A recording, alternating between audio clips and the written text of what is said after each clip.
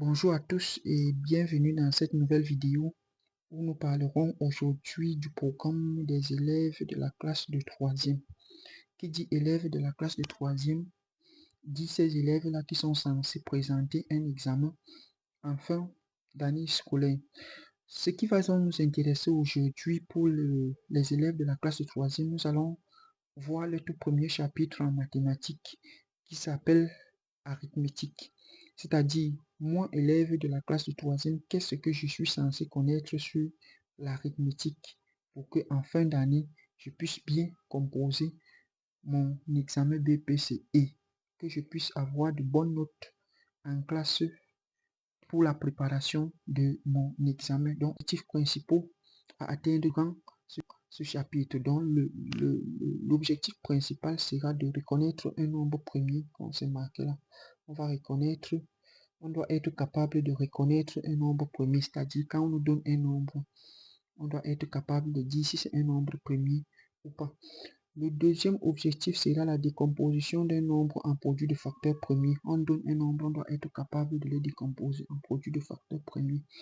Le troisième objectif sera de calculer le plus grand commun diviseur de deux nombres et le plus petit commun multiple de deux nombres. Plus grand commun diviseur connu également sous le nom de PGCD, le grand commun diviseur, et le PPCM, plus connu sous le nom de plus petit commun diviseur. Voilà. Quatrième objectif, ça sera de calculer le PGCD, donc le plus grand commun diviseur de deux nombres à l'aide de l'algorithme de soustraction. Voilà, à l'aide de l'algorithme de soustraction et de l'algorithme de Clé. Cinquième objectif sera de montrer que deux nombres sont premiers entre eux. Comment je fais si j'ai deux nombres de démontrer que les deux nombres sont premiers entre eux? Et le sixième objectif, on rentre un peu ici dans notre tableau. On va effacer le titre de l'arithmétique. Pour introduire, on peut d'abord dire que l'arithmétique est une mathématique un peu discrète, on va dire mathématique discrète, qui s'occupe uniquement des nombres qui n'ont pas de virgule. C'est-à-dire, on va travailler ici avec des nombres qui n'ont pas de virgule ni barre de fraction, c'est-à-dire des nombres qui sont strictement des nombres entiers. Des nombres entiers, c'est-à-dire peut-être 1, 2, 3, 4, des nombres comme ça. Donc ici, en arithmétique, généralement, pour les classes de troisième, l'arithmétique, on travaille avec des nombres uniquement positifs. On ne voit pas des nombres négatifs. Mais l'arithmétique, généralement, utilise l'ensemble Z. On peut par exemple noter comme ça, cet ensemble-là. L'ensemble Z, on met par exemple Z, on ouvre les accolades. On peut mettre 3 points, ça veut dire qu'on quitte de moins l'infini, on met point virgule, on met 1. Commençons même à 2, pour que ça ne nous cause pas problème. On peut mettre là moins 2, virgule, moins 1, point virgule. On met là 0, point virgule. On met là 1, point virgule. On met là 2, point virgule. On met 3 points. Donc 3 points de suspension, on referme. Cela veut dire que quoi? Cela veut dire que l'ensemble Z, donc, c'est cet ensemble-là qui travaille avec des nombres qui sont compris dans l'intervalle, c'est-à-dire de moins l'infini à plus d'infiniment. On travaille uniquement avec des nombres entiers. On ne travaille pas avec les virgules, on ne travaille pas avec des barres de fraction. Donc, c'est ça l'ensemble Z en résumé. Ceci dit, on va effacer notre tableau. On va effacer notre tableau. On va comment reconnaître un nombre premier. C'est le principal, le premier objectif à atteindre. On dit que quoi? Par définition, un nombre premier, c'est un nombre qui admet deux diviseurs distincts, un et lui-même. On peut même encore ajouter sur la définition, un nombre premier, c'est un nombre strictement positif qui admet exactement deux diviseurs, un et lui-même. Cela veut dire que quoi? Si j'ai par exemple un nombre A, on suppose que c'est un nombre, on me dit que c'est un nombre premier, cela veut dire que le nombre AC, si on ouvre les accolades, ça admet exactement deux diviseurs. Ça veut dire que 1 et A. Et là, on pourra dire que A est un nombre premier si ça admet exactement ces deux diviseurs, c'est-à-dire 1 et A. Avant de passer au diviseur, disons d'abord que tout nombre qu'on aura, si j'ai par exemple 10, tout nombre qu'on a, ça admet d'abord deux diviseurs. Cela veut dire que quoi? 10 admet pour diviseur 1 et 10. Tout nombre qu'on va nous donner, ça admet d'abord ces deux diviseurs-ci. Donc, en d'autres termes, Un nombre premier, c'est tout simplement un nombre qui a seulement deux diviseurs, 1 et lui-même. S'il y a un autre diviseur, cela veut dire que ce n'est plus un nombre premier. Bon, quand on dit peut-être diviseur, ça inclut certaines personnes. Revenons encore voir ce qu'on appelle un diviseur. Si je dis par exemple, 2 est un diviseur, 2 est un diviseur de 10, cela veut dire qu'en effet, la division entre 10 par 2, il va aller 5 fois. La division de 10 par 2, il va 5 fois. Il va aller ici 10. Quand je soustrais, il reste 0. La division de 10 par 2, il reste 0. Et là, je dis que quoi? 2 est un diviseur de 10. Cela veut dire que quoi? La division, je peux écrire comme ça. 10 est égal à 2 fois 5 plus 0. Pour dire que le reste, c'est 0. Je vais dire quoi ici? Je vais dire que 2 est un diviseur de 10. En d'autres termes, on peut encore dire que pour changer de langage, on peut encore dire que 10 est un multiple de 2. Est-ce que vous voyez un peu? Parce que 2 fois 5 me donne 10. On peut encore dire que 10 est un multiple de 2. Bon, et façon, prenons par exemple 3. Est-ce que 3 est un diviseur? Est-ce que 3 est un diviseur de 10? Cela veut dire que quoi? On va effectuer la division comme ça, de 10 par 3. Il va aller 3 fois. 3 fois 3, 9. Il va aller 9 fois ici. Je fais la soustraction. Quand je fais la soustraction, j'emprunte une dizaine. Ça va aller 10. 10 moins 9, il me reste 1. 1 que j'ai emprunté, je la baisse ici. Il va me rester ici 0. Vous voyez que le reste, c'est 1. Le reste n'est pas 0. Cela veut dire donc quoi? 3 n'est pas un diviseur de 10. Donc, on va écrire 10 comme ça est égal à quoi? 3 fois 3 plus 1. Pardon, on va effacer ici. C'est plus 1. Voilà. Vous voyez que le reste est différent de 0. Dès lors que le reste ici est différent de 0, on peut donc maintenant dire que 3 n'est pas un diviseur de 10 et 10 n'est pas un multiple de 3. Donc, c'est un peu ça ce qu'on appelle diviseur et multiple. Revenons donc sur le nombre premier. On dit que quoi? Un nombre premier, c'est un nombre positif qui admet exactement deux diviseurs, 1 et lui-même. Si j'ai par exemple, prenons le nombre par exemple 10 comme on avait. On a dit que quoi? Tout nombre admet d'abord pour diviseur 1 et lui-même. Cela veut dire que 10 admet d'abord pour diviseur 1 et 10. Cherchons un autre diviseur. On avait par exemple 2. 2, c'est aussi un diviseur de 10. On peut aussi avoir 5. C'est aussi un diviseur de 10. Donc, on a ici 4 diviseurs pour 10. 4 diviseurs pour 10. Ça veut dire que quoi? Quand on divise 10 par ce nombre-ci, on n'a pas de reste un nombre. Le reste ici uniquement, c'est 0. Cela veut dire donc quoi? 10 n'est donc pas un nombre premier. Cela veut dire que 10 n'est pas un nombre premier. Donc, c'est tout ça la définition d'un nombre premier. Un nombre qui admet exactement deux diviseurs, 1 et lui-même. Précisons qu'il s'agit d'un nombre positif, bien évidemment. Donc, pour mieux comprendre notre exercice, on va donner ici les 10 premiers nombres premiers et vous, à la maison, vous allez continuer, vous allez donner, vous allez arriver jusqu'aux 20 premiers nombres premiers. Donc, si on commence par exemple par 1, commençons par 1. 1 admet pour diviseur combien? On a 1. On a dit que tout nombre premier admet d'abord pour diviseur 1 et lui. On prend 1, cela veut dire que 1 admet pour diviseur 1.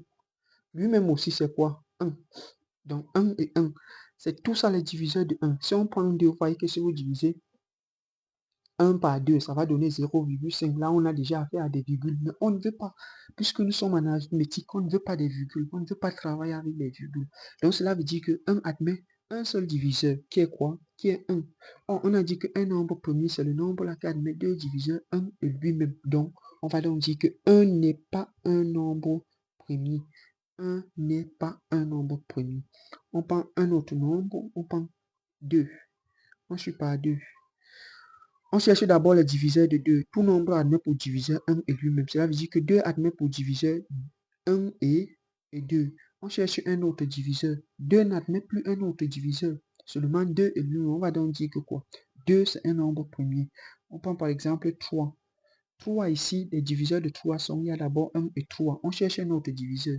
Si on prend 2, quand on divise 3 par 2, ça va donner avec les virgules 1 et demi. On ne veut donc pas travailler avec les virgules. Ça veut dire que 3 admet seulement deux diviseurs, 1 et lui-même. Cela veut dire que 3 aussi, c'est un nombre premier. Voilà. Si on prend 4, 4 admet pour diviseur 1 et lui-même 4 d'abord, lui-même 4, pardon, de façon bien écrite, et lui-même 4. 2 aussi est un diviseur de 4, ça veut dire qu'on a déjà combien? On a déjà 3 diviseurs, donc on a dépassé 2. Donc il y a un autre diviseur qui s'ajoute, cela veut dire donc que 4 n'est pas un nombre premier. On prend par exemple 7, bon là on va s'arrêter, on prend par exemple 5, on va s'arrêter à 7, on prend 5, on va écrire 5. 5 admet d'abord pour diviseur 1, et lui-même qui est 5. Si on prend 3, 3, on divise 5 par 3, ça donne avec les virgules. 4, même chose, ça donne avec les virgules. 5, 5 divise 5. Donc ici, 5 admet 2 diviseur 1 et lui-même. Donc cela veut dire que 5, c'est un nombre premier. On prend 6. On a 1 et 6. On a 3 aussi. 3 divise 6. On a aussi 2 qui divise 6. Tu vois que 6 n'est pas un nombre premier. On prend 7. 7 ici pour diviser 1 et 7. Le reste qui va diviser cette donne avec les virgules. Donc 7 est un nombre premier. Donc ceci dit donc que si on veut en quelque sorte résumer les 10 premiers nombres premiers, j'ai dit que vous allez continuer jusqu'à avant. Voilà. Nous, on va donner 10 premiers nombres premiers. Donc pour donner les 10 premiers nombres premiers, donc on va commencer. Le tout premier nombre premier, c'est 2.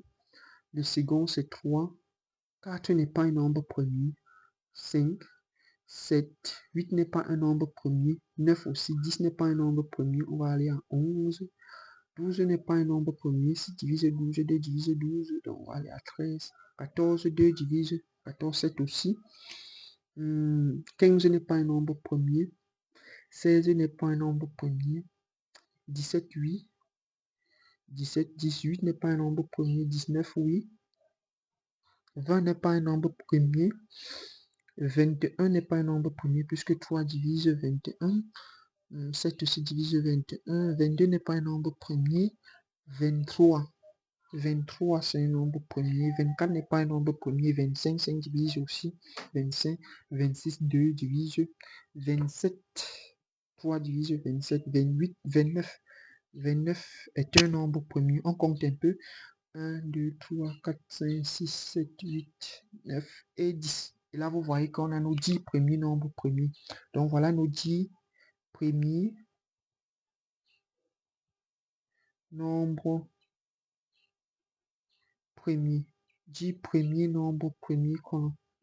Voilà nos 10 premiers nombres premiers qu'on a. Et vous continuez donc à la maison, vous ajoutez encore les 10 premiers nombres premiers qui suivent à partir de 29. Là, vous aurez vos 20 premiers nombres premiers. Donc, en quelque sorte, voilà ce qu'on appelle un nombre premier. Un nombre est dit premier si et seulement si c'est un nombre positif et admettant exactement deux diviseurs distincts, un et lui-même. Je vous ai dit qu'un diviseur, c'est quoi? Quand j'ai un nombre, je dis par exemple que 2 est un diviseur de 10. Cela veut dire que quoi? La division euclidienne de 10, la division de 10 par 2 me donne quoi? Le reste me donne 0. Si j'ai donc un reste 0, je vais dire donc que 2 est un diviseur de 10. Et par conséquent, 10 est un multiple de 2. Voilà, je pense que le premier objectif a été atteint. Notre premier objectif ici qui a été atteint. On va maintenant passer à la décomposition. Deuxième objectif, décomposer un nombre en produit de facteurs premiers. Voilà, ceci dit qu'on veut décomposer en produit de facteurs premiers. Décomposer un nombre en produit de facteurs premiers, cela signifie que quoi? On va donc faire les divisions successives. Généralement, on met cette barre verticale. On fait les divisions successives par des nombres premiers. Donc tout ce que je dois avoir ici, c'est un nombre, j'ai peut-être A1, A2, A3, A4, A5. Tous ces nombres qui sont ici là doivent être des nombres premiers. Et l'ordre doit être croissant. Cela veut dire que celui qui est ici doit être plus petit que ça, doit être plus petit que ça, doit être plus petit que ça, ainsi de suite. Donc, la décomposition en produit de facteurs premiers consiste à faire des divisions successives de ce nombre par des nombres premiers. Par des nombres premiers. On ne veut pas des virgules, pas des nombres premiers. Imaginons, on a ce nombre-ci. On prend par exemple un nombre par hasard. On prend par exemple 48 qu'on veut décomposer en produit de facteurs premiers. Prenons par exemple 48. On demande de décomposer 48 en produit de facteurs premiers. Je mets ma barre verticale. C'est bon. Je commence par le premier nombre premier qui est 2. 48 divisé par 2 forcément, il va aller 24. Là, vous voyez que 24, 48 divisé par 2, il va 24. Il n'y a pas de virgule. Il n'y a pas de reste. Le reste ici, c'est 0. Voyez un peu. Je continue. Comme 24, quel est le nombre premier encore qui divise 24? C'est 2. Par 2, ça va aller combien? 12. Vous voyez? Pardon. C'est 12. C'est 12 ici. Donc, par 2, ça va aller 12 et non 16.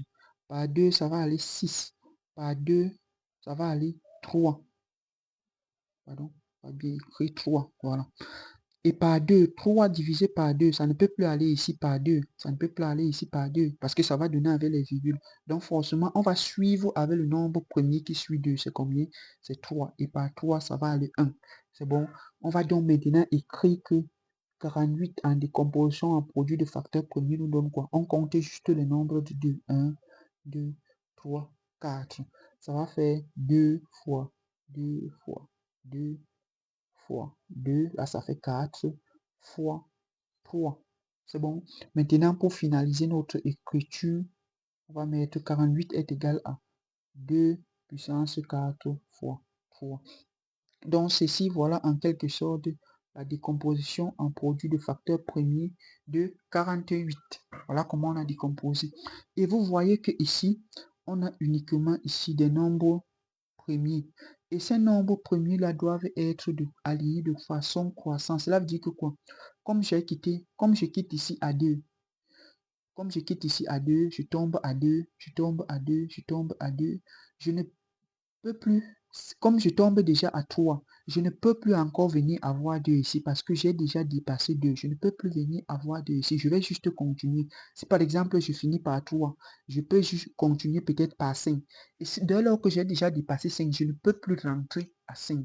Donc c'est un peu comme ça que la décomposition en produit de facteurs premiers, décomposition en produit de facteurs premiers, ça se présente. On va peut-être prendre encore un autre nombre. Un nombre par exemple au hasard, on peut par exemple prendre 32, prenons 32, on met notre barre verticale, 32, on va diviser par 2, ça va aller 16, par 2, ça va aller 8, par 2, ça va aller 4, par 2, ça va aller 2, et par 2, ça va aller 1, voilà. Quand on arrive, il faut remarquer que quand on arrive à 1, on s'arrête. Cela veut dire donc quoi? On peut donc maintenant écrire ici que 32 en produit de facteurs premiers est égal à, on compte juste le nombre de 2, 1, 2, 3, 4, 5, est égal à 2, pardon, excusez-moi, est égal à 2 fois 2 fois 2 fois 2 fois 2, 1, 2, 3, 4, 5, voilà, ça c'est 2. On finalise dans notre écriture, 32 est égal à 2 puissance 5. On va finaliser notre écriture comme ça.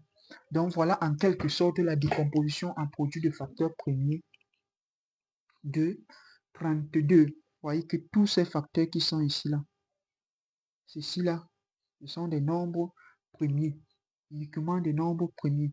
Bon, on va prendre le dernier, peut-être le dernier nombre, on va aussi décomposer. Prenons un peu un nombre coriace, on peut prendre combien? Prenons 315. 315, pardon. 315. On décompose en produit de facteurs premiers. Cela dit que quoi? On vient ici. On met notre barre. Là. 315 par 2. Quand je divise 315 par 2, ça me donne avec les virgules. Cela veut dire que ça ne peut pas aller par 2. J'efface. Ça veut dire que 315 par 3. Il va aller combien? Il va aller 105.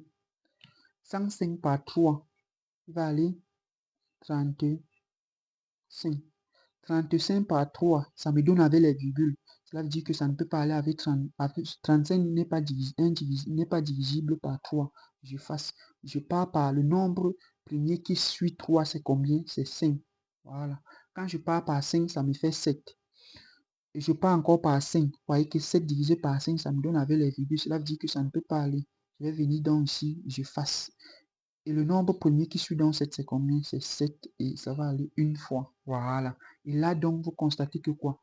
Tout ceci là, ce sont les nombres premiers par ordre croissant. Donc ici, on a 3. Dès lors qu'on finit avec 3, on tombe avec 5. Après, on part avec 7. C'est bon, non? Donc, pour finaliser notre écriture en produit de facteur premier, on va dire que 315 est égal à quoi? 3 fois 3 fois 5 fois 7. Voilà. On va donc maintenant dire que quoi? 315 est égal à quoi? 3 au carré fois 5 fois 7. Donc voilà dans l'écriture en produit de facteur premier de 315. Donc voilà comment on décompose un nombre en produit de facteur premier. Ceci dit, je pense que même le deuxième objectif est atteint. Comme le deuxième objectif est atteint, on va passer au troisième objectif qui est de calculer le plus grand commun diviseur et le plus petit commun diviseur. Bon, ici, on va passer par la décomposition en produit de facteur premier, comme pour dire que quoi? Quand on a déjà décomposé un nombre en produit de facteur premier, on peut déjà calculer le plus grand commun diviseur et le plus petit commun diviseur. Mais cette méthode-ci, généralement, n'est pas réservée aux élèves de la classe de troisième, parce que aux élèves de la classe de troisième, on demande généralement soit l'algorithme d'Euclide, soit l'algorithme de soustraction. Donc, décomposer encore en produit de facteur premier, ça revient aux classes que vous avez déjà eu à faire, la cinquième et la quatrième. C'est là où on voit plus encore. On demande généralement d'utiliser cette méthode de la décomposition en produit de facteur premier, de calculer le plus grand commun diviseur en utilisant la décomposition en produit de facteur premier. Bon, imaginons, comme on a déjà décomposé, on avait décomposé 48 et 32. Imaginons qu'on nous demande de calculer le... Bon, on va d'abord faire comme ça.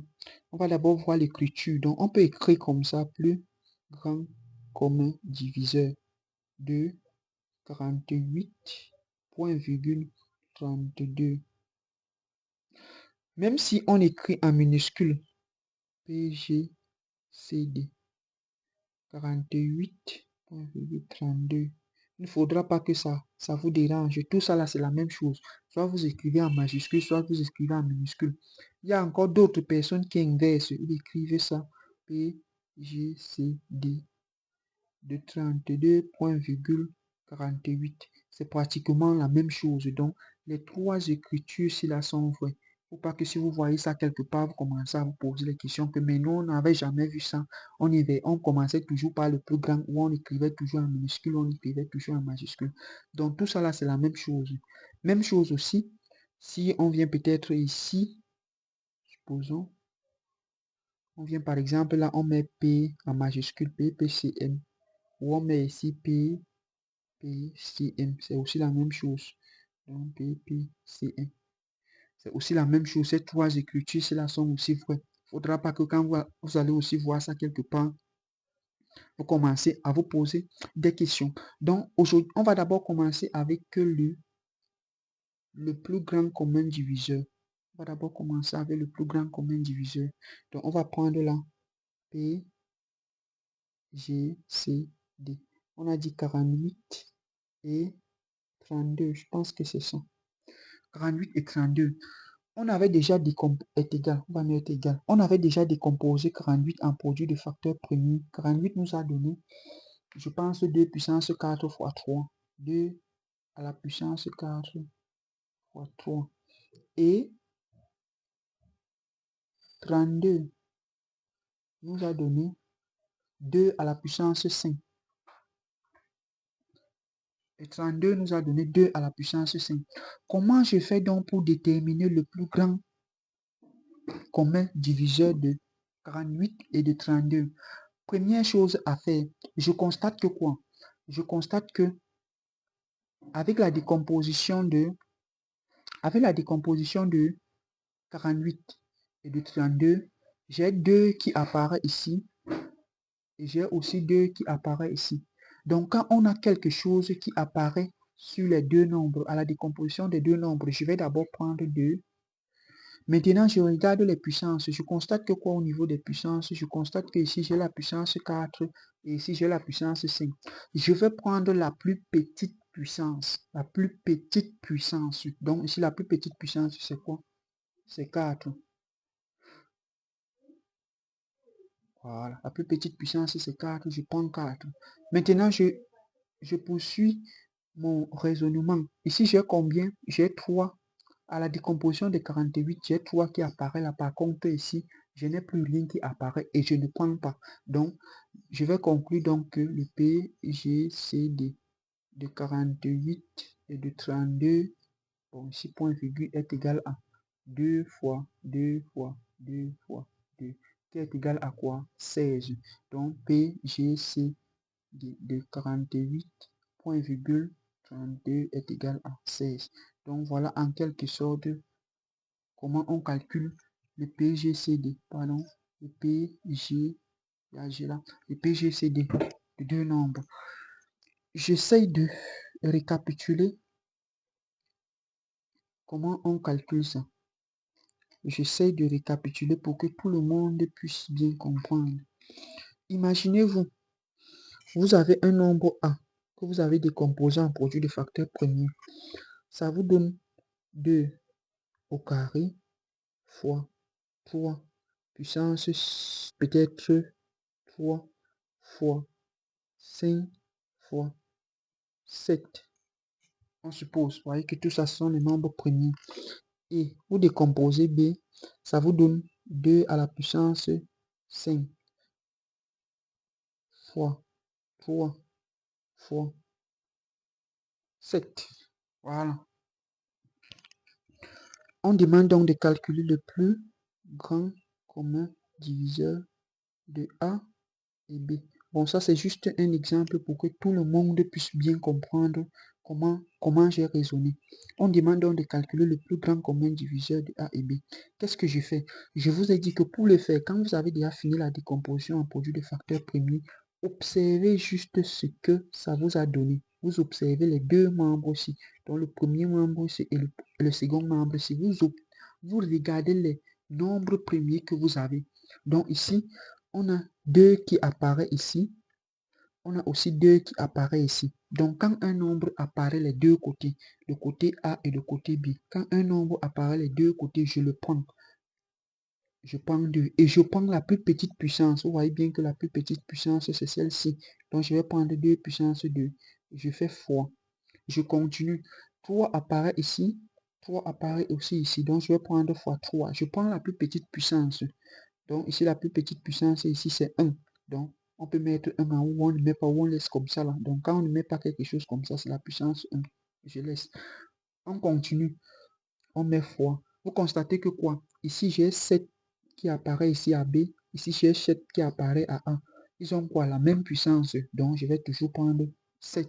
Et ici, là, j'ai 5 qui apparaît ici au membre de A, mais 5 n'apparaît pas au membre de B. Cela veut dire que ici, je ne vais pas prendre au plus grand commun diviseur, je ne vais pas prendre 5. Je vais laisser 5 comme ça, je ne le prends pas. Je peux donc maintenant conclure que voilà le plus grand commun diviseur de A et de B. Je pense que là, nous tous, nous sommes vraiment en phase. Parce que si nous ne sommes pas en phase, cela veut dire qu'il y a peut-être un problème. Je fasse encore. Je pense qu'on avait décomposé aussi 115, 315 aujourd'hui. Imaginons, on demande de déterminer le plus grand commun diviseur de 315 et peut-être de 48. Voilà. Comme on a déjà décomposé, ça est égal. On écrit d'abord ici 315 est égal à quoi? Quand on a décomposé en produit de facteur premier, ça nous a donné 3 puissance 2 fois 5, je pense bien, fois 7. Voilà. Et 48 nous a donné quoi? 2 puissance 4 fois 3. Voilà.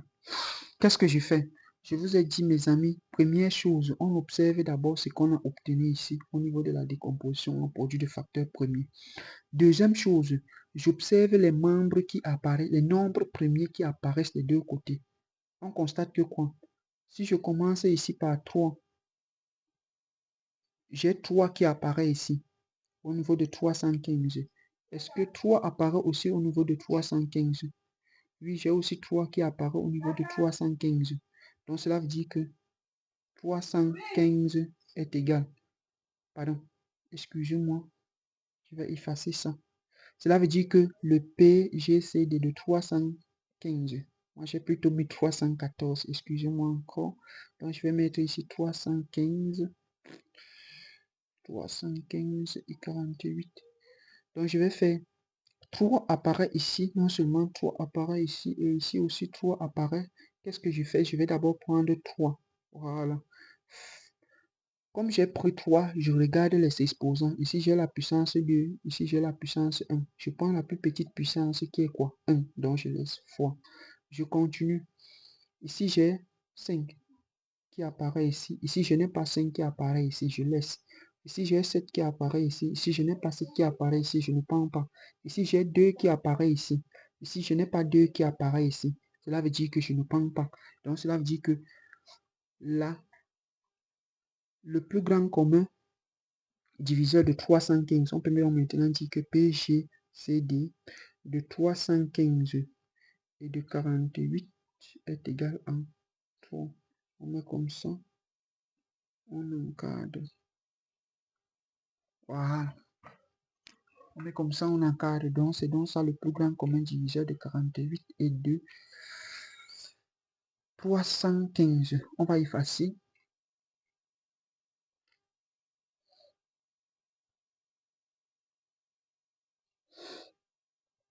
On va effacer.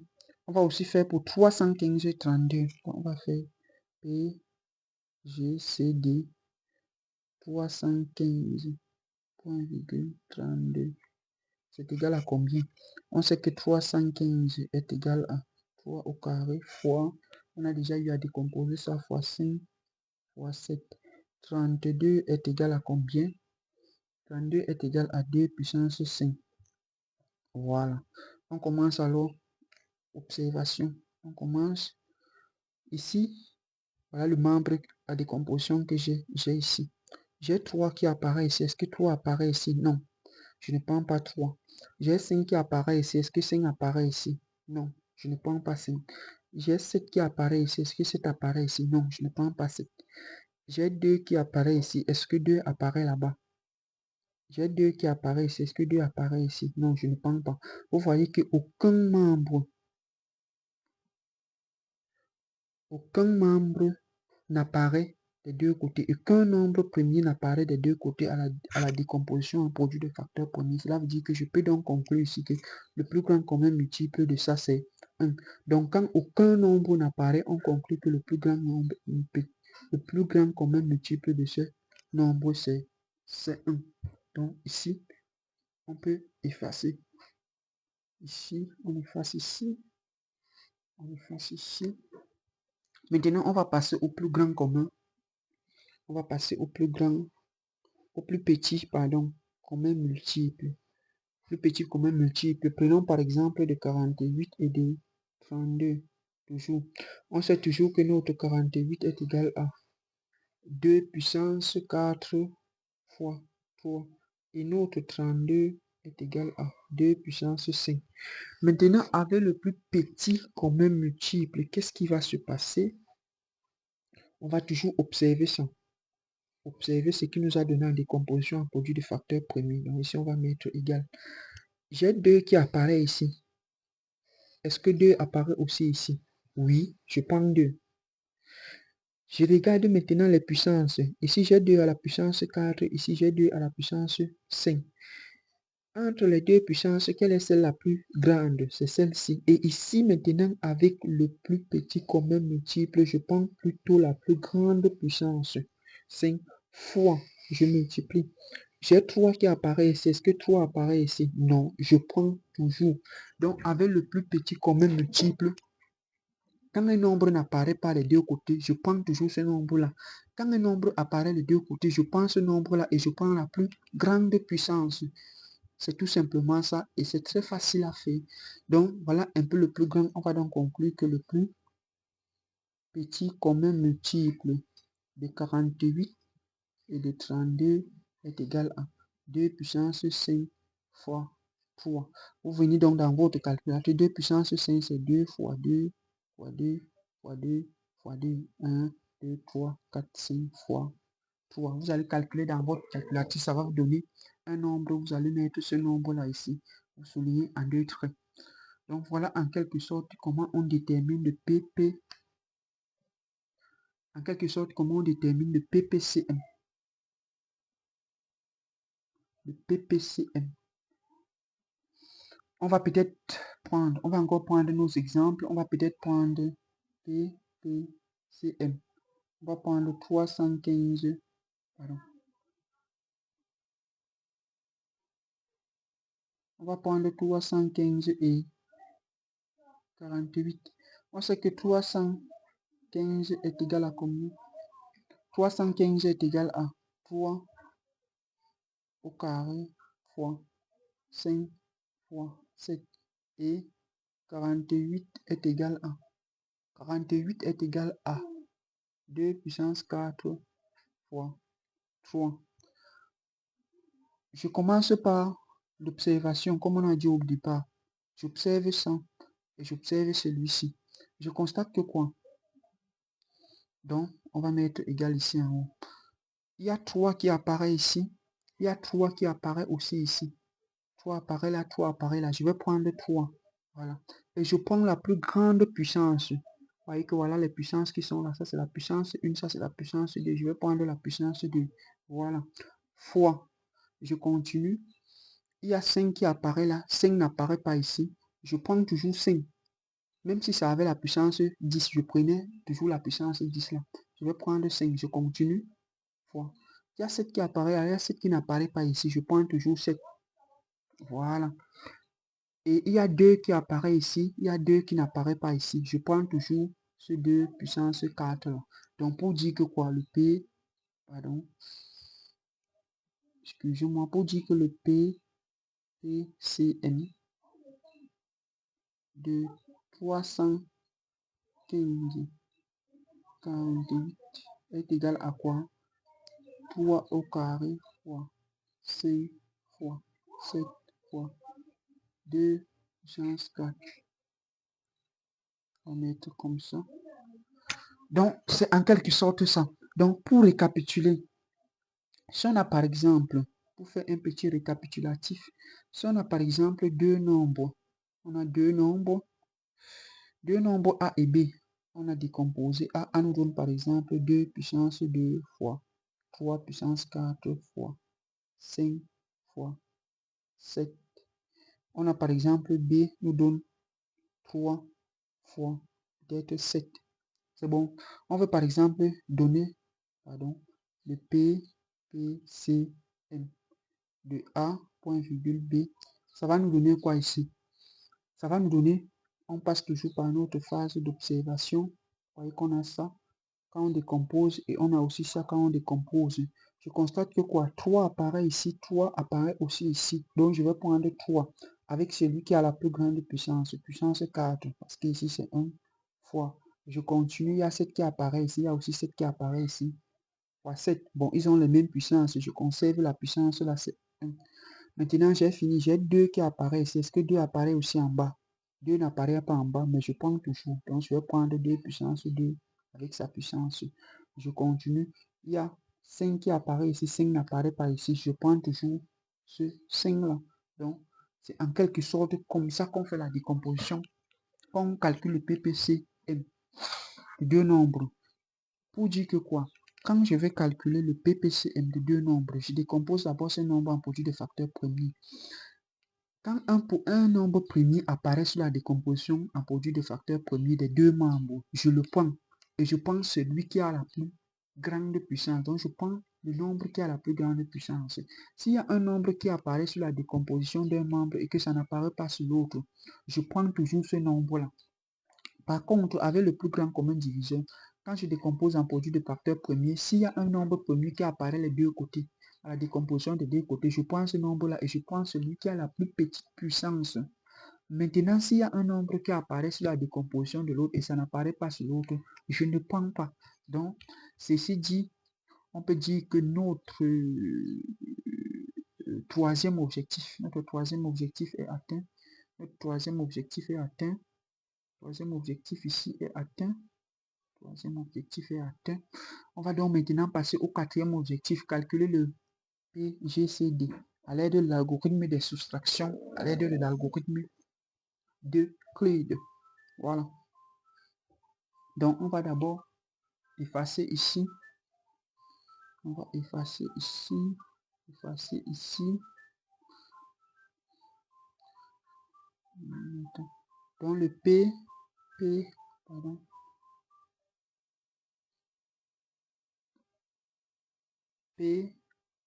PGCD à l'aide de l'algorithme de soustraction consiste à faire quoi? Consiste juste à faire des soustractions successives jusqu'à obtenir 0. Quand on a maintenant 0, on lit la dernière soustraction qu'on a eu à faire avant d'avoir 0. Cela veut dire que c'est la dernière soustraction là qui est notre PGCD. On reprend toujours. Imaginons qu'on nous demande à l'aide de l'algorithme de soustraction de déterminer le PGCD de 48 et 32, comme on avait toujours au départ, est égal. Qu'est-ce que je fais? Voilà comment on fait. Je viens ici, je fais le petit tableau-ci. On fait généralement le petit tableau-ci.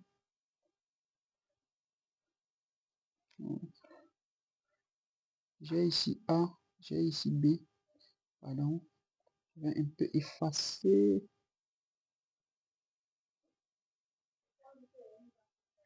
J'ai ici A, j'ai ici B, j'ai ici A moins B que je mets là. Alors je vais encore effacer parce que là j'ai un petit souci avec mon crayon. Donc je vais mettre là A moins B. A moins B. Je vais mettre comme ça. Divise comme ça, divise comme ça, divise comme ça, divise comme ça. Donc ici, on a dit que quoi? 48 et 32. Je vais mettre ici 48.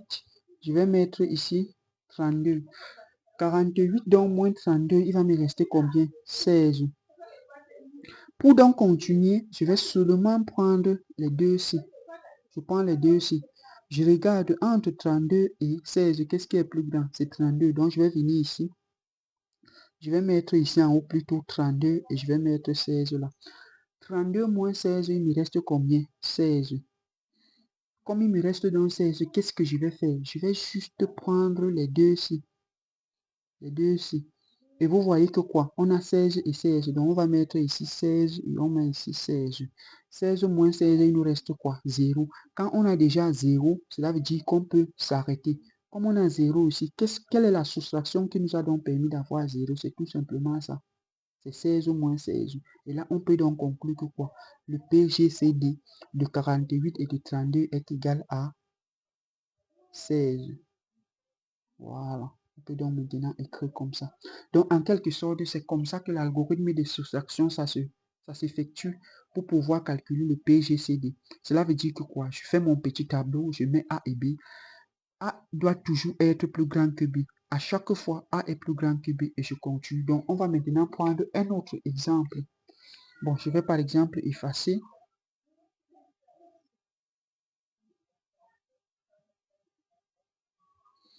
Je vais par exemple effacer ici. Je vais par exemple effacer ici. Je vais prendre par exemple. Je vais par exemple. Je vais par exemple prendre PGCD. Je vais prendre deux nombres. Prenons peut-être 561, point virgule 400, 400, peut-être 62, 462. On met comme ça. Première chose à faire, on fait d'abord notre tableau. Je mets mon tableau là. Je mets là. Je mets là. Et je mets là. Donc ici, j'ai A, j'ai B, j'ai A moins B. Je vais diviser comme ça.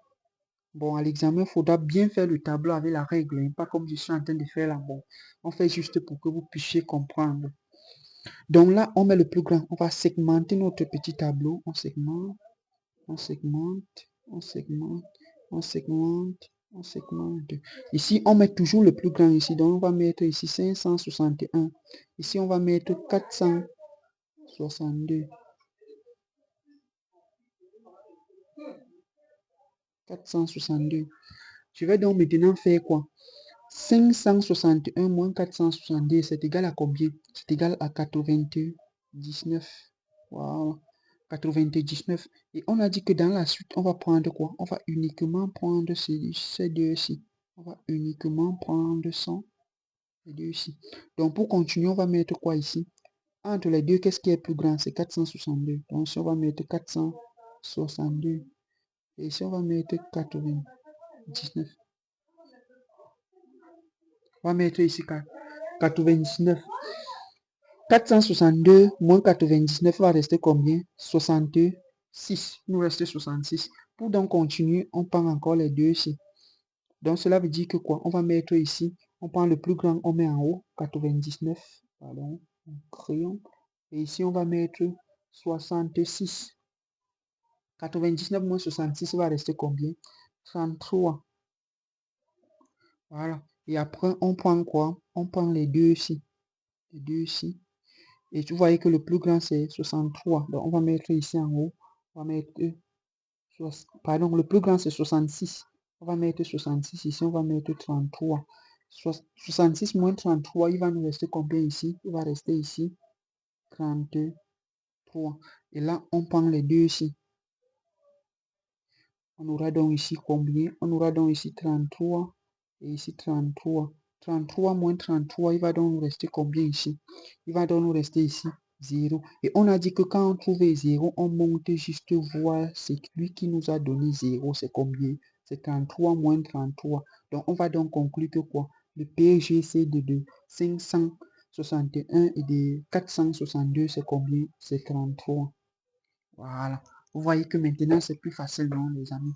C'est plus facile de faire ça comme ça. Là. Comme ça, là, vous avez tout. Toutes des explications, c'est plus facile comme ça. Donc, première chose, on fait d'abord notre petit tableau. On met A, B, A moins B. On segmente. On suit juste les étapes de l'algorithme de soustraction, là. Bon, on va prendre un dernier... On va prendre peut-être une dernière soustraction. On va prendre peut-être une dernière soustraction pour faire ça. Bon, façon d'abord ici. Façon d'abord ici.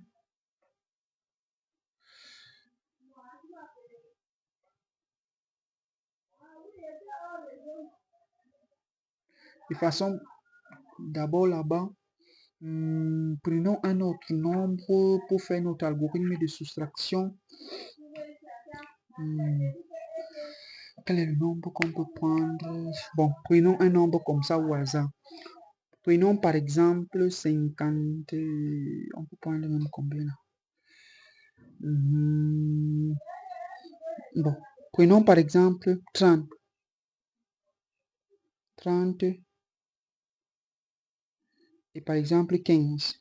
30 et 15, voilà. Donc là, je supprime. Donc, j'écris bien PGCD de 30.15. C'est égal. Donc ici, on va dire que quoi? 30 est égal. Donc, on va mettre notre petit tableau. On va mettre notre petit tableau là. On a ici A, B, A moins B. Donc, si c'est A moins B. On va mettre 30. On divise, on va mettre 15. On segmente. Voilà. 30 moins 15, il me reste combien? 15. Et si vous voyez que quoi, pour continuer, on va prendre les deux ici. C'est avec les deux là qu'on continue. On met le plus grand, on met ici 15. Comme c'est 15, 15. 15 moins 15, il va nous rester combien? 15 moins 15, il va nous rester 0. Et vous voyez que quand on a déjà 0, on s'arrête. Cela veut dire que quoi? Le PGCD de 30 et de 15, c'est combien? On met tout simplement là. 15. Et je vous rassure que même si vous passez par la décomposition en produit de facteurs premiers que vous pouvez essayer, vous allez toujours trouver 15. Donc ça, c'est l'algorithme de soustraction. Je pense que ici, au quatrième objectif, calculer le PG à l'aide de l'algorithme de soustraction, l'algorithme d'Euclide. OK. Donc ça, c'était l'algorithme de soustraction. On a déjà fini avec. On finit. On explique l'algorithme d'Euclide maintenant. Donc ici, on peut effacer. On peut effacer ici. On peut effacer ici. On passe à l'algorithme d'Euclide. Donc, déterminer le PGCD à l'aide de l'algorithme d'Euclide consiste juste à faire des divisions successives, de telle sorte que il y ait un reste. Dès lors qu'on a un reste, on reprend aussi ce reste-là, on redivise par ce qu'on avait. Par exemple, on va passer par exemple, on va prendre l'exemple. Je veux par exemple calculer le PGCD de A et B à l'aide de l'algorithme d'Euclide. Qu'est-ce qui se passe? Je vais faire A divisé par B. Est-ce que vous voyez un peu? Je fais A divisé par B. Il va avoir forcément un reste ici. Peut-être le reste là, c'est R. Qu'est-ce que je fais maintenant avec le reste ici? Je vais maintenant prendre B. Je divise par ce R là. Jusqu'à ce que j'ai un reste qui est égal à 0. Quand j'ai maintenant un reste qui est égal à 0, je vais donc maintenant revoir le dernier reste que j'avais avant 0. C'est donc ça le plus grand commun multiple. Donc c'est le dernier reste non nul. Je fais des divisions successives. Le dernier reste non nul, donc maintenant, c'est ça le PGCD. Ceci dit, on va commencer, on va prendre un exemple pour mieux expliquer comment on calcule à l'aide de l'algorithme de soustraction. Prenons par exemple nos deux nombres toujours. Prenons 48 et 32. C'est bon. Donc, qu'est-ce qu'on va faire? On va faire ici, on va prendre 48. On va diviser par 32. Tout simplement, ça, on divise 32. Il va aller combien de fois? Une fois. Une fois. Il va rester combien ici? Il va rester combien?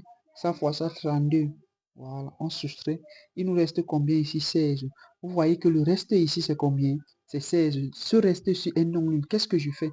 Qu'est-ce que je fais pour continuer? Je vais maintenant prendre le 32 ici. Je vais maintenant diviser ça par 16. Donc, je vais maintenant prendre 32 parce que le reste ici est différent de 0. Je prends maintenant 32. Pardon. Je prends maintenant 32. Je divise par 16. 32 divisé donc par 16, il va aller combien de fois? Il va aller 2 fois. Ça fois ça, ça va me faire combien? Ça fois ça, ça va me faire 16. Pardon. Ça fois ça, ça va me faire ici 32. Ici, ça me fait 32. Je soustrais, il va rester combien? 0. Faut constater que quoi? Le reste, quand on trouve déjà le reste, c'est 0. Qu'est-ce que je fais? Je reviens juste relire l'avant-dernier reste qu'on avait avant 0. Si c'est combien? 16. Je peux donc conclure que le plus grand commun diviseur de 48 et de 32 est égal à 16. Je peux donc maintenant conclure que c'est 16. Donc c'est égal à 16. Donc c'est comme ça qu'on fait pour utiliser l'algorithme d'Euclide. Mais cette méthode-ci, généralement, vous allez la faire dans votre brouillon. Donc, vous allez faire cette méthode-ci dans votre brouillon. Cela veut dire que quoi? Quand vous avez, par exemple, je vais un peu vous expliquer. Quand vous avez, bon, prenons encore un autre exemple. On prend encore un autre exemple. On donne à l'aide de l'algorithme d'Euclide. On donne encore avec un autre exemple. On prend encore un autre exemple. On peut par exemple prendre, on avait 48. On peut encore peut-être prendre quoi?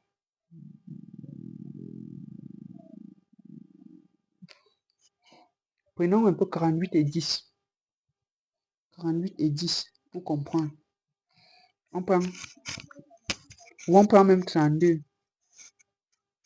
et 10. Qu'est-ce que je vais faire? Je vais venir ici, je vais faire 32 divisé par 10. 32 divisé par 10, il va aller combien? Il va aller 3. 3 fois 10, ça va faire 30. Voyez, non, ça va faire 30 ici. Je soustrais, il va me rester combien ici? Il va me rester 2. Vous voyez que le reste ici est différent de 0. C'est bon. Cela veut dire que je vais continuer. Je vais faire maintenant 10 divisé par 2. 10 divisé par 2, il va aller combien de fois? Il va aller 5 fois.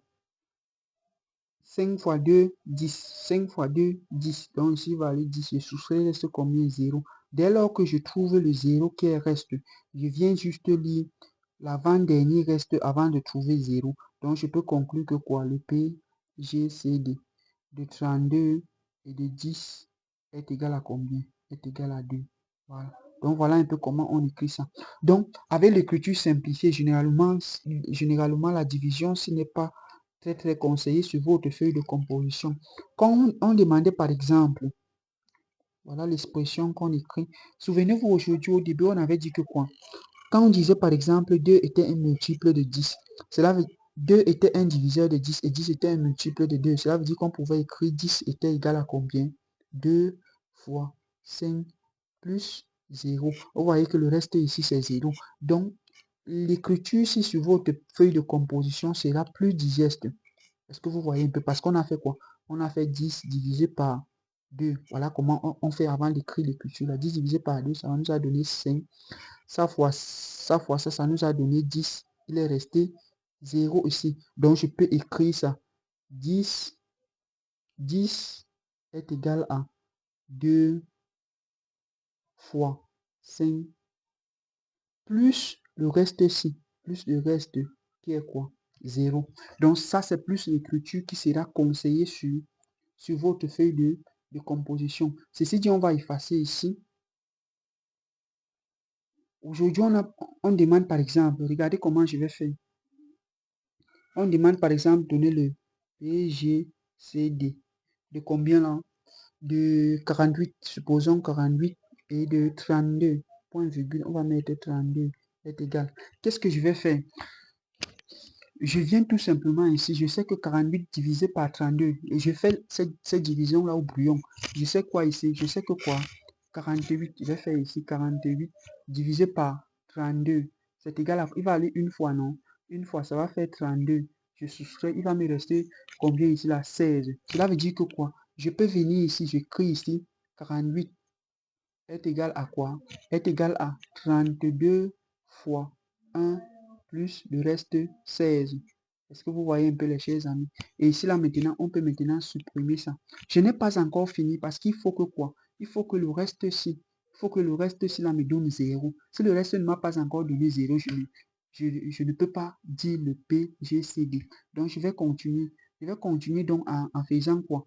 J'ai déjà fait pour 48. Je vais donc continuer en faisant quoi? Je prends donc maintenant 32 divisé par 16. Donc, je vais maintenant écrire ici 32 est égal. Je viens ici au brouillon, j'écris 32 divisé par 16. Parce qu'on a dit que c'est ce qu'on faisait. 32 divisé par 16, il va aller 2. Il va aller 32. Il va donc rester quoi ici? 0. Vous voyez qu'on a 0 ici. Donc, on peut donc dire que 32 est égal à quoi? 32 est égal à 16. On commence toujours par ça. 16 fois 2 plus 0. Et là, vous constatez que quoi? Vous constatez qu'on a déjà notre reste qui est quoi? 0. On rentre donc le dernier reste non nul. Qui est quoi ici? 16. On peut donc conclure que le plus grand commun diviseur de 48 et de 32 est égal à quoi? 16. Donc, c'est plus l'écriture ici qui sera digeste dans votre feuille de composition quand vous voulez utiliser l'algorithme de Clit. C'est plus l'écriture là qui sera plus digeste. On reprend encore. On avait donné aujourd'hui pour 32 et de 10. Je réécris encore ça. Donc, on demande par exemple de calculer le P, pardon les amis, le PGCD de 32 point virgule et de 10. C'est bon, c'est égal. Je viens ici sur ma feuille de composition. J'écris d'abord ici 32, comme c'est 32 qui est plus grand. 32 est égal à quoi? C'est égal à 10 fois. Je viens ici au brouillon. Je fais 32 divisé par 10. Il va aller combien de fois? Il va aller 3 fois. 3, 32. Pardon, il va aller 30. Il va rester combien ici? 2. Donc, 32 est égal à 10 fois 3 plus combien? Plus le reste qui est quoi? Plus le reste qui est 2. J'ai déjà fini. Je peux effacer ici. Comme le reste ne me donne pas 0, je continue. Je continue donc avec quoi? Je vais donc faire maintenant 10 divisé par le reste. Est-ce que vous comprenez un peu? Donc, je vais donc maintenant faire quoi? Je fais donc maintenant 10 est égal à quoi? 10 est égal à 2 fois. Je reviens ici au brouillon. Je fais 10 divisé par 2. 10 divisé par 2, c'est 5. 5 fois 2, 10. Donc, c'est 10. Le reste va me donner 0. C'est bon. Et vous constatez qu'on en est resté 0. Donc, 10 est égal à 2 fois 5 plus combien? Plus 0. Quand on a déjà 0 ici comme reste, on rentre juste le nombre. L'avant-dernier reste ici qui est quoi? 2. Comme on a déjà l'avant-dernier reste, on peut donc maintenant dire que quoi? On peut donc maintenant dire que quoi? Le PGCD de 32 point virgule 10 est égal à combien? Est égal à 2. Donc c'est un peu ça ici. C'est un peu comme ça qu'on fait avec l'algorithme des soustractions. Je fais juste les divisions successives et je dis le dernier reste non nul. Quand on dit que quelque chose est nul, cela veut dire que quoi? Cette chose-là est égale à 0. Je lis juste le dernier reste non nul qui est quoi? 2. Donc ici, vous voyez que le reste ici, c'est 0. Le dernier reste non nul. Non nul, je dis bien le dernier reste non nul. Donc le dernier reste qui vient juste, qui est devant 0. Vous voyez que 2 est juste devant 0. Donc c'est ça. Dernier reste non nul. Donc voilà en quelque sorte comment on calcule le plus grand commun diviseur de deux nombres à l'aide de l'algorithme d'Euclide. Et avec l'algorithme d'Euclide, il faut vraiment comprendre ça et maîtriser ça peut-être au bout des doigts. Donc voilà un peu, je sais pas s'il faut encore prendre un autre exemple pour que vous puissiez encore bien comprendre le procédé. Si je prends par exemple 31 et... Prenons par exemple, on demande par exemple PGCD. Bon, pas le PPCM, PGCD. On prend par exemple 31 et 14. 31 et 14. C'est bon, non? Cela veut dire que quoi? Je viens ici dans ma feuille de composition. Je vais mettre ici 31 comme c'est lui le plus grand. C'est égal à quoi? 31 est égal à quoi? Est égal à 14 fois. Je viens ici, je fais 31 divisé par 14. Il va aller combien de fois? 2 fois. Il va aller combien ici? 28. Je pense bien. 2, 28. Je fais la soustraction. Il me reste combien? J'en pointe une dizaine. Il va aller 11. 11 moins 3. 11 moins 8, ça va faire 3 ici. La dizaine que j'ai emprunté, je la mets tout simplement ici. Donc ici, il va faire 3 ici. Donc ici, au lieu de 2, ça me fait 3. Il reste 0. Vous voyez que le reste, c'est 3. Donc c'est égal à 2 plus combien?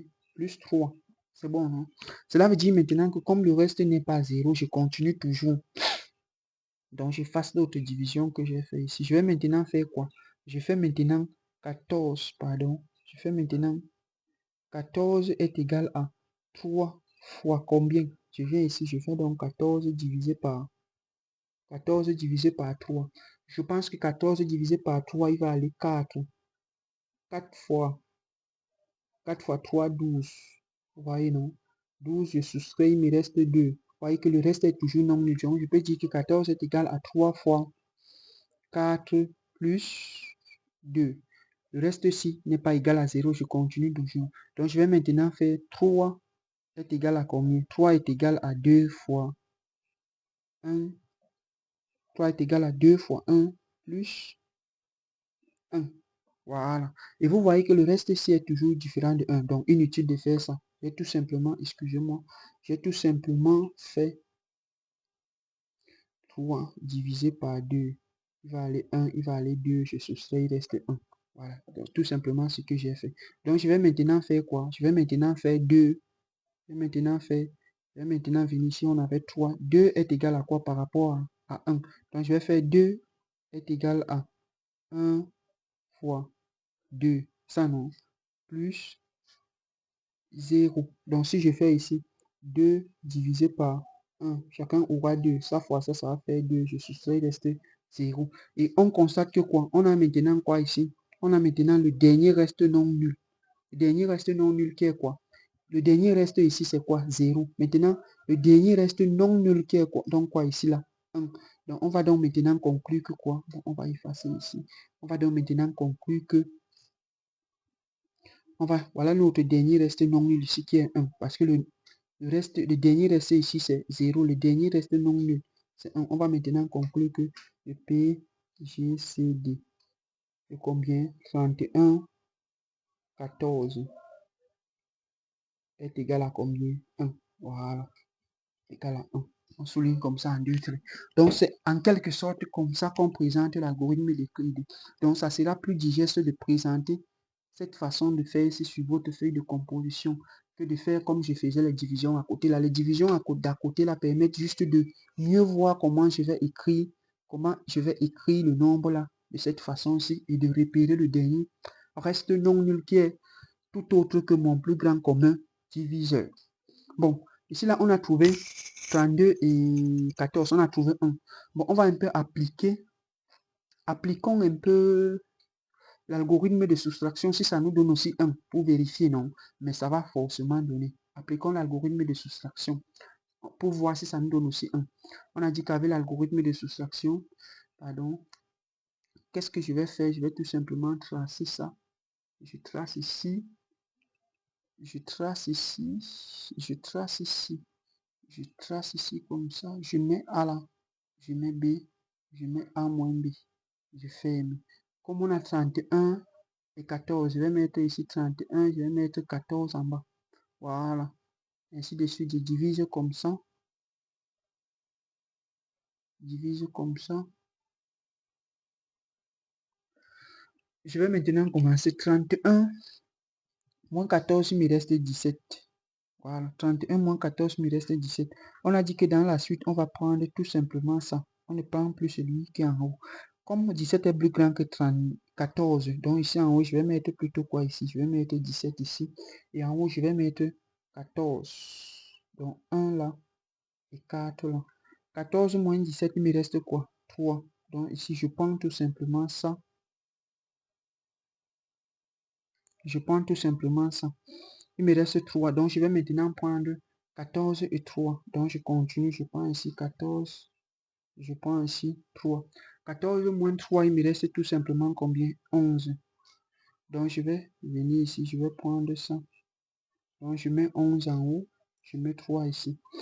11 moins 3, il me reste combien? Je pense que c'est 8. Donc, je prends les deux ici. Et comme c'est 8 qui est le plus grand, 8 par en haut, 3 vient là. 8 moins 3, il va me rester combien? 5. Je mets 5 là. Et je prends les deux ici.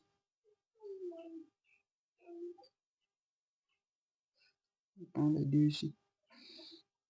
Maintenant, 5 et 3, qu'est-ce qui est plus grand? Donc 5 par en haut, 3 vient là. Je soustrais, il me reste 2. Vous voyez, non? Et je prends les deux ici. Donc 3 vient en haut. 2 vient là. Il me reste combien? 1. Donc je prends les deux ici. Donc 2 vient là. Pardon. 2 vient là. 1 vient là. Il va me rester ici combien? 1. Et je prends les deux ici. Donc cela dit que je dois continuer ici. Je vais mettre 1, 1. Il va me rester combien? 0. Quand j'ai déjà 0, qu'est-ce que je viens? Je viens juste dire ça. Je viens juste dire c'est lui qui m'a donné 0. Donc c'est 1. Donc vous voyez bien et bien que tout ça là, c'est toujours égal à 1. Qu'on passe par l'algorithme des soustractions ou on passe par l'algorithme des clés, c'est tout simplement la même chose. On constate donc quoi? On constate que le quatrième objectif est atteint. Le quatrième objectif de notre programme est atteint de calculer le PGCD à l'aide de l'algorithme des soustractions, à l'aide de l'algorithme des prix. Donc, on va cocher dans notre quatrième objectif pour dire que le quatrième objectif est atteint. Montre que deux, on va passer maintenant au cinquième objectif qui s'agit ici de montrer que deux nombres sont premiers entre eux. Donc, comment je fais pour montrer que deux nombres sont premiers entre eux? Voilà. Comme nous sommes là, on ne va pas effacer. On va encore utiliser ça. Deux nombres sont premiers entre eux. Si et seulement si leur plus grand commun multiple, leur plus grand commun multiple est égal à quoi? À 1. Voilà. Donc, tout simplement, ici, on peut tout simplement dire que quoi? 32 et 14 sont premiers entre eux. Donc, et pour dire que quoi? Comme on a aussi calculé l'autre aujourd'hui, pour dire que 48 et 32, je pense que le PGCD nous a donné 16, ne sont pas premiers entre eux.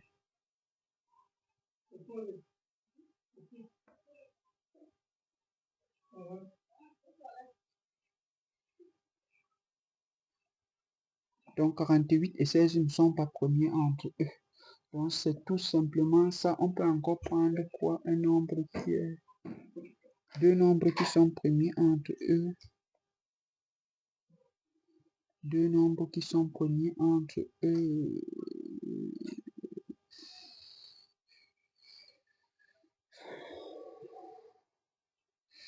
Deux nombres qui sont premiers entre eux. Prenons 21 et peut-être 15. On vérifie un peu si les deux nombres ici sont premiers entre eux. Donc ici, on va calculer le PGCD de 21 et de 15. Voilà. Ça dépend de vous. On peut utiliser l'algorithme de soustraction ou on utilise l'algorithme de Clit.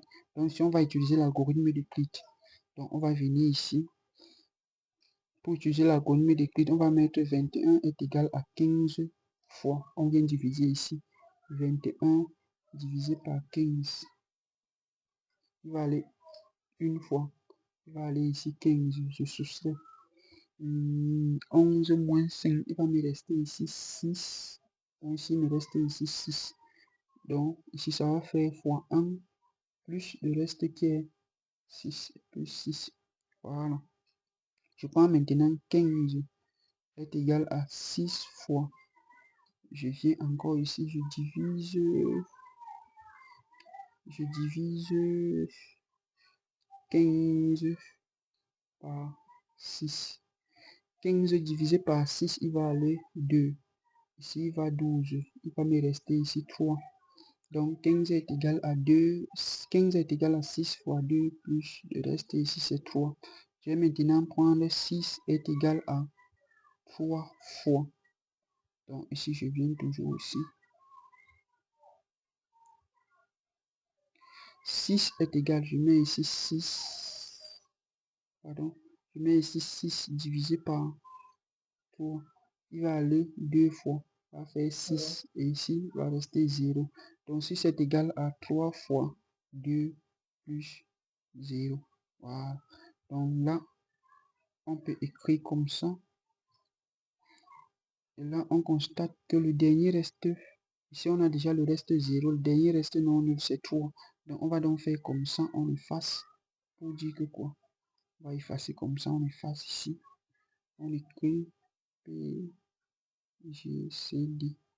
PGCD de 21 et de 15 est égal à combien? Est égal à 3. Comme c'est donc égal à 3, on va dire que quoi? Les deux nombres ici, 21 et 15, ne sont pas premiers entre eux. Donc 21 et 15 ne sont pas premiers entre eux. Ceci dit, on va donc effacer. On va donc effacer ici. Effacer ici.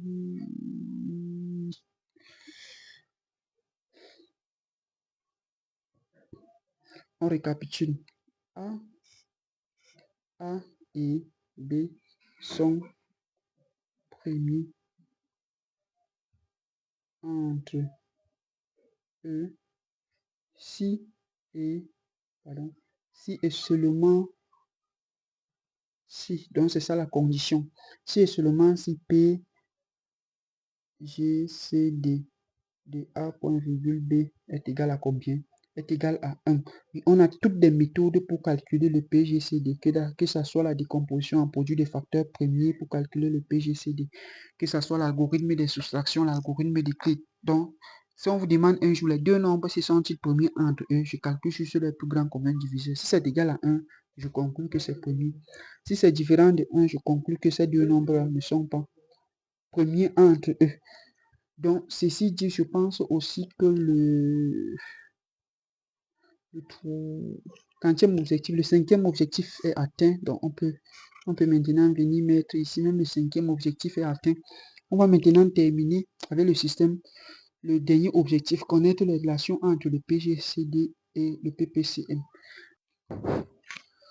Donc, nous allons terminer avec, on va un peu effacer, on va tout simplement dire que si deux nombres, on a deux nombres, on sait qu'on a deux nombres entiers A et B, c'est-à-dire A et B, ils sont strictement supérieurs à 0.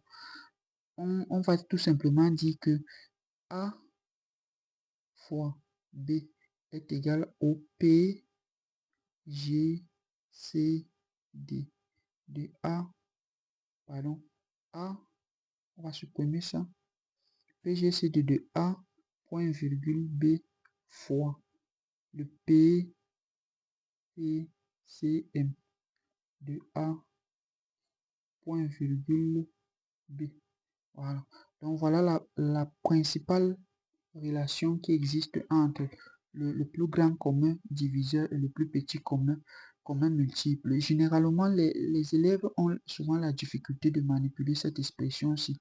Imaginez-vous, on vous dit que 20 est égal à 10 fois 2.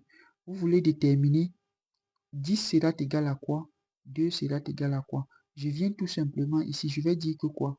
10 est égal à 20 divisé par 2. Et je vais dire quoi ici? 2 est égal à 20 divisé par 10. Donc, je peux tout simplement considérer que ça, c'est 20. Si ça vous dépasse, ça, c'est 20. Tu mets que ça, c'est 20. Ça, là, c'est mon 10. Ça, là, c'est mon 10 ici. Et ça, là, c'est mon 2. Et c'est facile. Donc, on va supprimer. Cela veut dire donc que quoi? On va mettre donc la conséquence des relations qui découle de cette principale relation. On va mettre que quoi ici? On va donc maintenant dire que quoi? Le P, on va dire que quoi? Le PGCD de A point virgule B est égal à A fois B divisé par le PPCM. Divisé par le PPCM de A point virgule B. Voilà. On peut aussi dire que quoi? On peut aussi dire que le PPCM de A point virgule B est égal à A fois B sur le P, G, C, D de A point virgule B. Donc ça c'est bien. Donc voilà un peu les relations qui en découlent, des relations qui existent entre le plus grand commun diviseur et le plus petit commun multiple. Donc là on va un peu effacer. Si, on va maintenant mettre si par exemple, si vous avez le P, G, C, D de A et B égale à 1. Imaginez. Or, on sait que quoi? P, G, C, D de A point virgule B est égal à A fois B divisé par le P, P, C, M de A point virgule B. Si vous avez donc ça maintenant égal à 1, cela veut dire tout simplement que quoi? Donc, on va effacer ici. Cela veut dire tout simplement que le P, P, C, M de A point virgule B est égal à A fois B. C'est bon?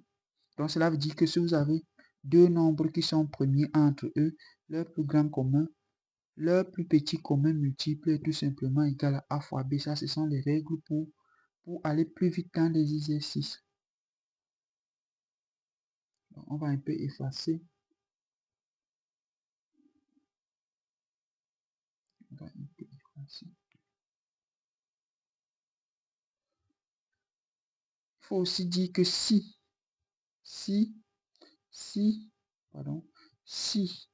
A sur B est une fraction irréductible, A sur B est une fraction irréductible, alors on peut conclure que alors P, G, C, D de A point virgule B est égal à 1. Ça, ce sont des règles pour aller plus vite dans les exercices. Donc, si vous constatez que la fraction ci est irréductible, on peut tout simplement conclure que le plus grand commun diviseur est égal à 1. Donc, voilà un peu les relations qui existent entre le plus grand commun diviseur et le plus petit commun multiple. Donc, à la fin de ce cours, il y aura une partie où on va mettre les exercices et il y aura aussi une partie où on va faire la correction de ces exercices-là. Sur ce, je vous remercie et je vous encourage de travailler. Merci, à la prochaine. Nombre premier. Donc, on peut donc maintenant commencer avec le premier objectif petit commun multiple de deux nombres. Ceci dit,